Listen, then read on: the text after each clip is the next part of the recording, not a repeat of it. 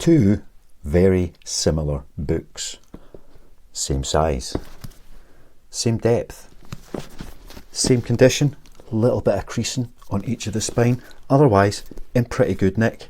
Now, what will happen when I pack one in bubble wrap and a poly mailer and the other in cardboard? I've had a couple of questions about, do I get complaints just sending stuff out in poly mailers, etc., rather than using boxes? So let's find out what happens if we stick one in a box, one in a mailer, my usual way of packaging, and then put them to the test. Imagine what's the worst that could happen to them in transit, heading out to your home when you buy them. So we're going to wrap them up, and then we're going to try a few different things, and then we'll open them both back up and see just what has happened to them in the inside. Does it make any difference at all? Will one fare better than the other? Yeah, let's go and find out. Anyway, let's get them wrapped up. So, poly mailer. Yeah, let's do this one in the poly bag first. So I'll do this very, very quickly, and then we'll be back in a sec. So first, we wrap it in bubble wrap. Just showing you that it is exactly how I would always pack up a single book. Just a couple of layers of bubble wrap, and then it goes into single book. So it'll go into one of my little eBay bags. So we shall pop that in there, and then wrap the second book in card. So it goes in. See it now? See him hiding in there? That goes in, and then we just fold it over and tape it down. And let's say that is how I pack my books normally. Do you know what else I'm going to do? I'm going to stick a wee label on that. Nothing on it, just a blank label, but it'll let us see what has happened to it as well. So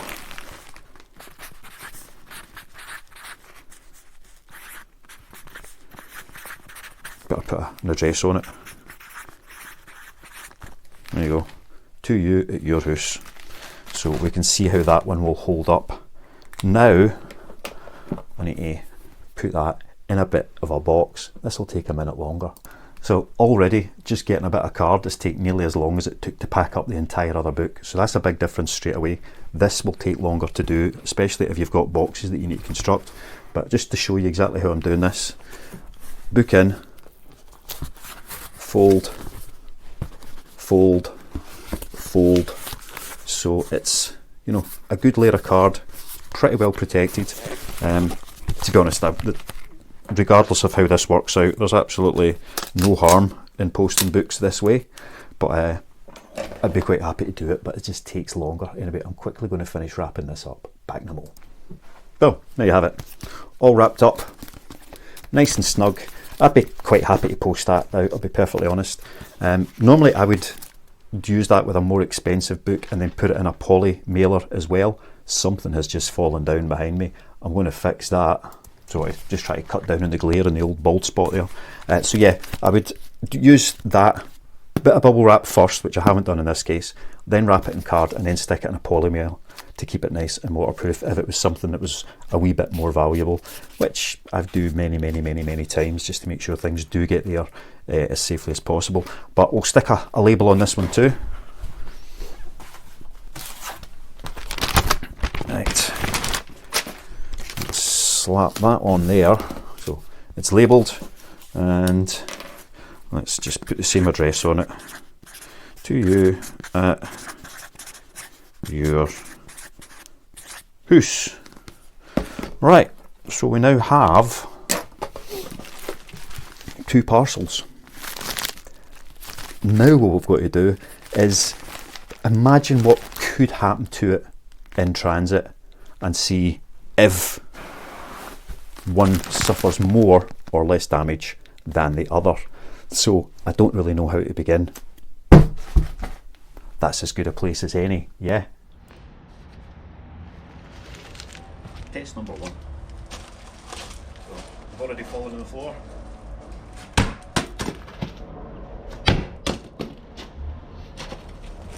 Now they've fallen against the wall.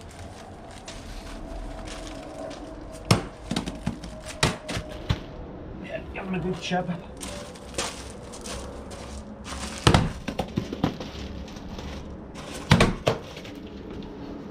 So, all of these things could potentially happen to your books in transit.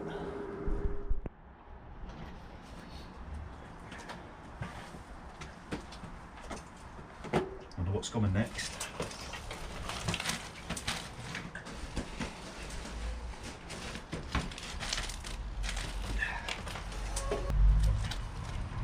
Well, the labels are beginning to suffer, but interesting to see what's happened on the inside. What did they get a little bit wet?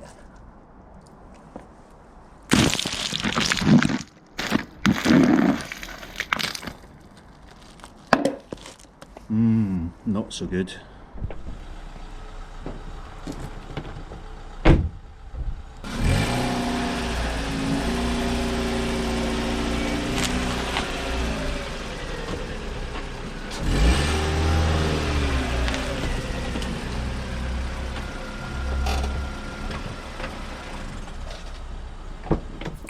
So, there you have it.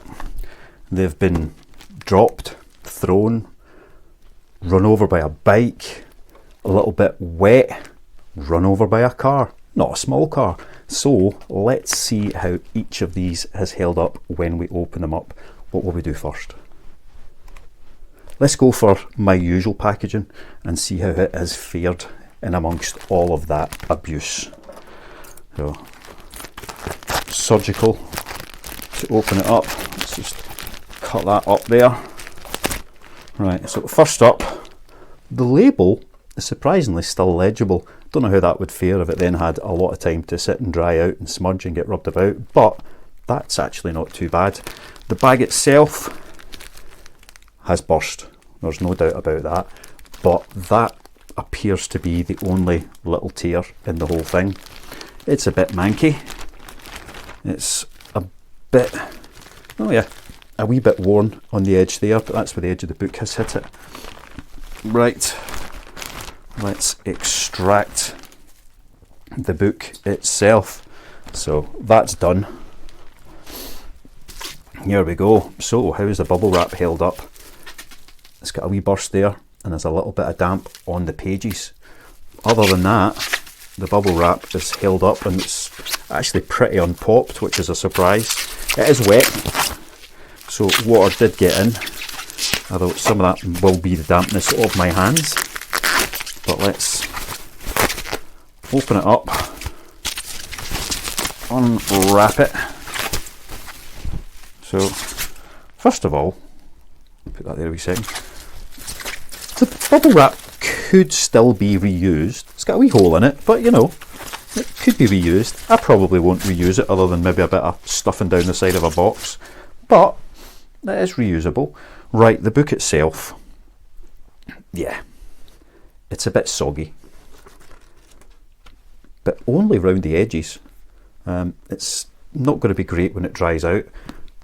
It's held its shape, so despite getting, you know, properly battered, maybe a wee bit of a bump in the bottom corner, but otherwise it has held its shape. So it's got a bit damp where the bag is burst and some water has got in, but other than that it's actually in okay condition.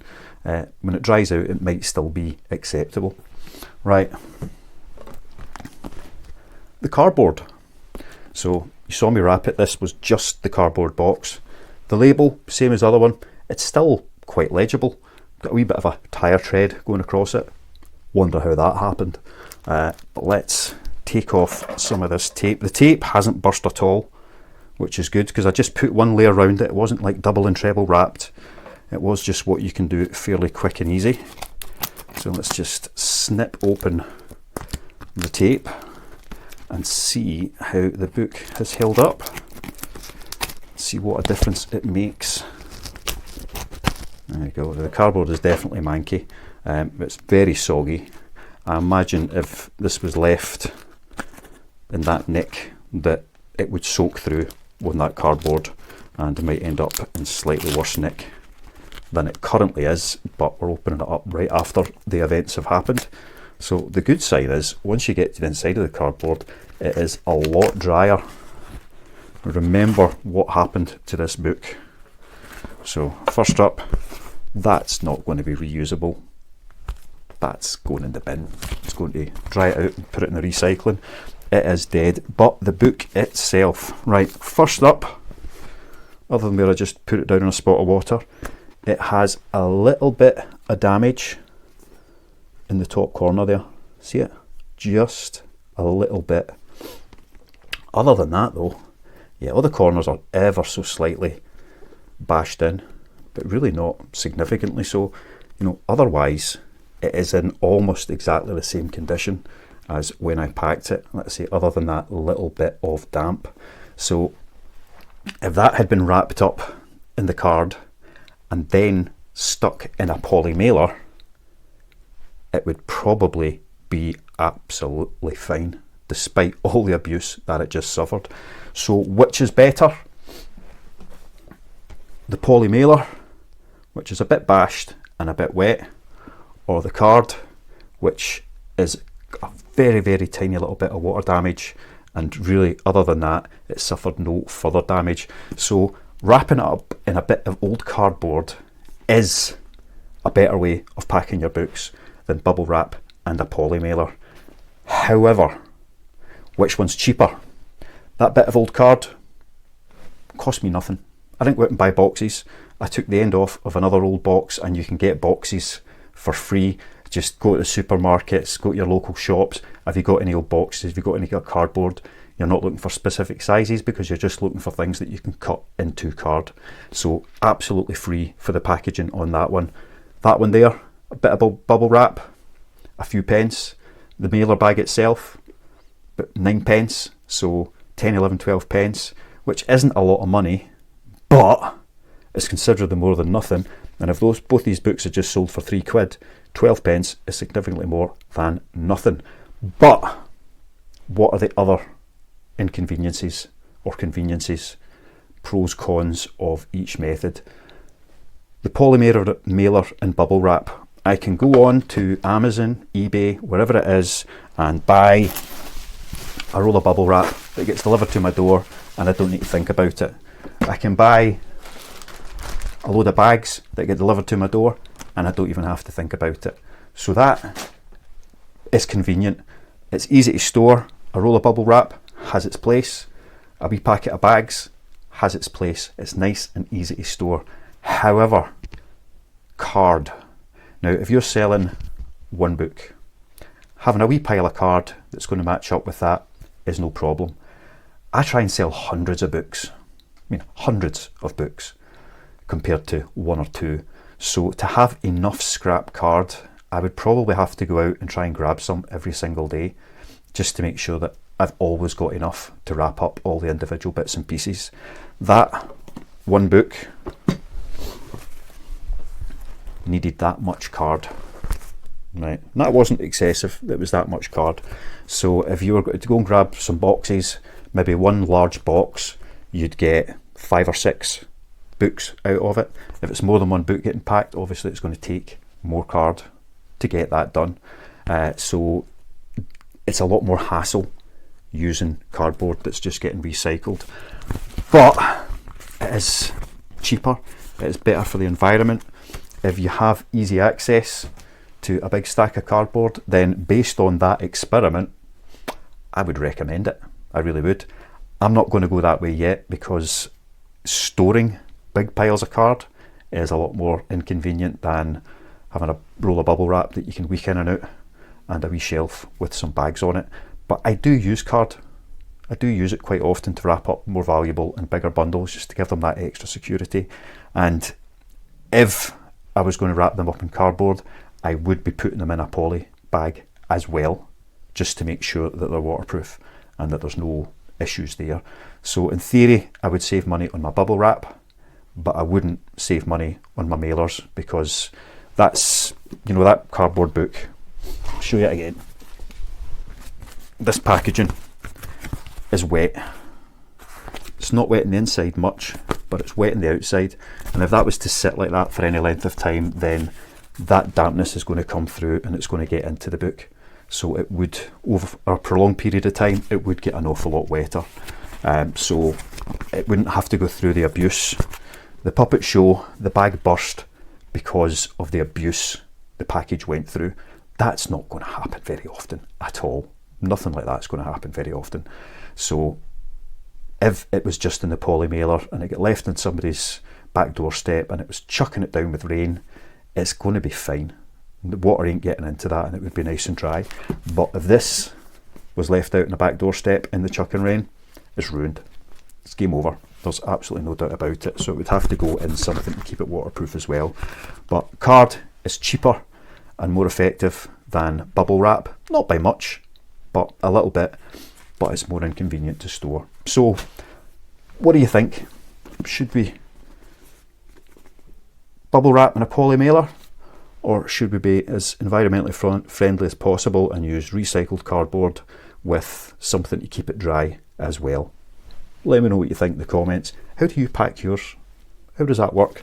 And have you ever accidentally run over your post like I just did? Who knows?